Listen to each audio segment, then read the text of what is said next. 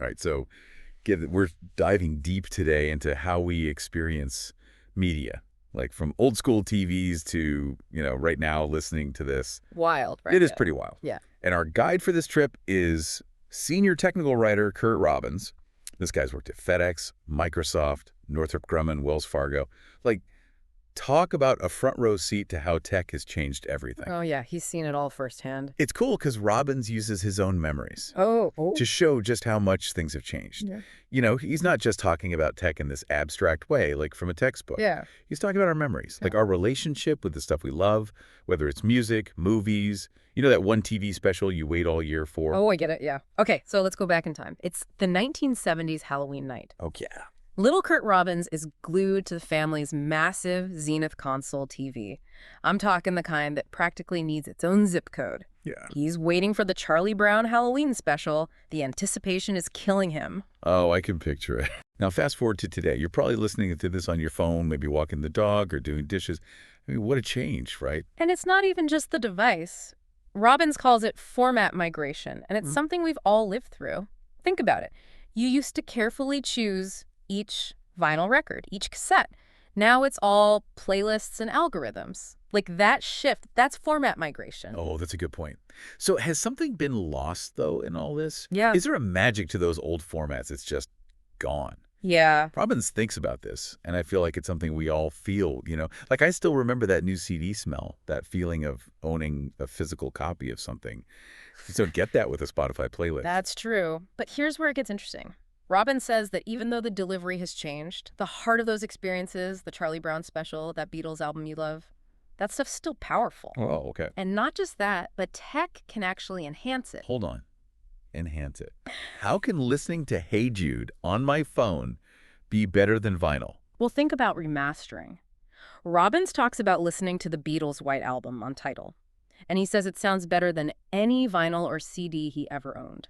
You're hearing details that were lost in the original recording, like a subtle drum beat or a vocal harmony, like rediscovering the song. Oh, so you're saying I haven't really heard Hey Jude before? Like the technology is showing me something new in the music. Exactly. And that's just audio. Think about resolution. Back in the Zenith days, you were lucky to get a fuzzy picture on a tiny screen. Right. Now you can watch those old Charlie Brown specials in crisp, high def, even 4K. It's like seeing them for the first time. So does that mean tech is giving these old classics new life? Making them even more powerful, more meaningful? That is the big question, isn't it? Robbins seems to think so.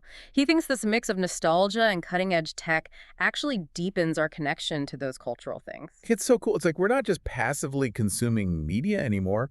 We're engaging with it in a way we never could before. That's the key. That engagement, that's where the magic is. I'm with you. So does this mean I need to re-listen to my entire music library?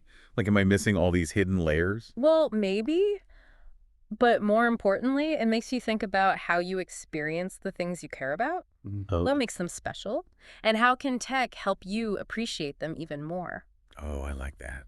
It's not just about the tech itself. It's what it allows us to experience.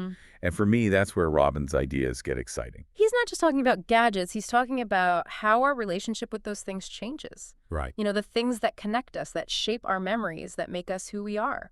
This is so cool. I'm hooked. Me too. What's really cool is Robbins doesn't just talk about this from some ivory tower. He's a senior technical writer, right? Yeah. He's the guy who explains complicated tech to everyone else. Yeah. So when he talks about vinyl to streaming, chunky TVs to sleek monitors, he gets it. He sees both sides. Totally. He's not like, things were better in my day. Yeah. He gets what tech's done for us. Yeah. But he's also like, maybe we lost a little something along the way. Exactly. That's what makes him so insightful. He challenges our assumptions about technology. Oh, yeah. We think streaming is just convenience, instant access. But Robbins points out it's also about quality. Like he talks about how remastering old albums reveals details that were buried. This blew my mind. He's talking about listening to the Beatles' White Album on Tidal and hearing things he never heard before. Wow. And he's owned the album on vinyl, on CD for decades. Same songs, but the tech makes them sound new. Right. It's like you're suddenly hearing the music the way it was meant to be heard. Yeah. And that's just audio. Think about video. Old movies and TV shows we grew up with are being remastered in high def, even 4K. So wait, I gotta rewatch all my favorite childhood movies now. Maybe. But it makes you think about preservation. Tech isn't just creating new things, it's preserving the best of what came before, making it accessible to new generations. That's a good point. It's easy to get caught up in the new stuff, but there's so much value in the classics, in what stood the test of time. Right. And tech is breathing new life into them. Yeah. It's like rediscovering our culture through technology. That's powerful. So we've talked about how tech changes how we access media, how we experience it. But what about how we value it? Ooh, that's interesting. On the one hand, instant access makes you take things for granted. Oh, yeah? Like if you can listen to any song with a few taps, do you really appreciate it? Do we value things more when they're harder to get? Exactly. Like when you gotta wait or search or pay more for it. But then again, maybe tech makes things more valuable because more people can access them. Mm, Like a remastered classic film introduces a whole new generation to that story, that's good. right? This is tough. There's no easy answer. It's not black and white. Exactly. And that's what's so cool to think about. It comes down to our choices. How do we engage with media in this crazy landscape? What do we value? And how do we make sure those things don't get lost? Man, this is making me think about my own habits. Mhm. Am I spending too much time on the new stuff and not enough on the classics that made me me? You and me both.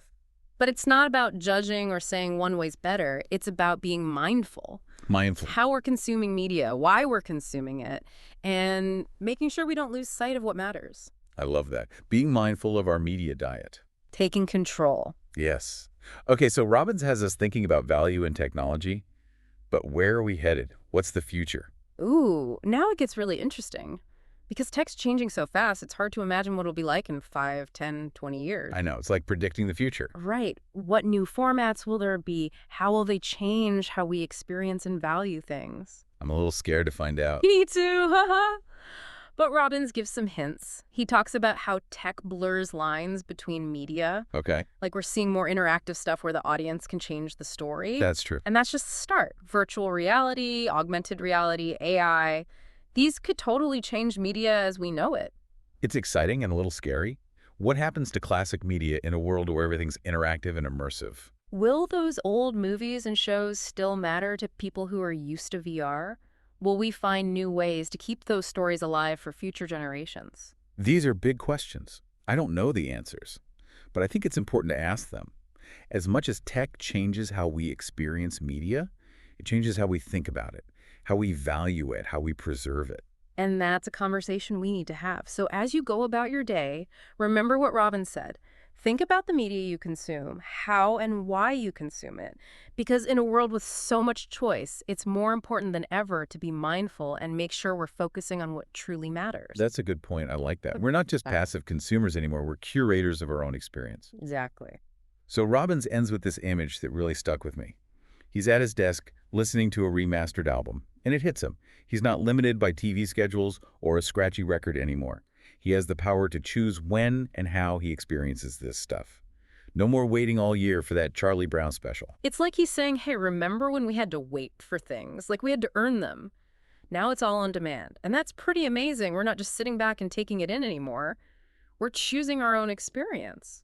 Yeah, but doesn't that come with responsibility too?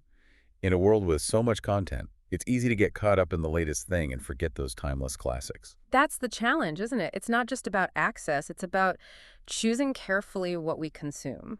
Like, are we taking time to revisit those classics, to share them with the next generation? Are we letting those shared experiences fade away, or are we keeping them alive? Exactly. And if we zoom out a bit, it makes you think about cultural literacy. Okay. These works, music, movies, shows, they're not just entertainment. They're reflections of our history, our values. They help us understand who we are, where we came from. Wow, that's deep. So it's not just about enjoying it, it's about understanding our place in the world.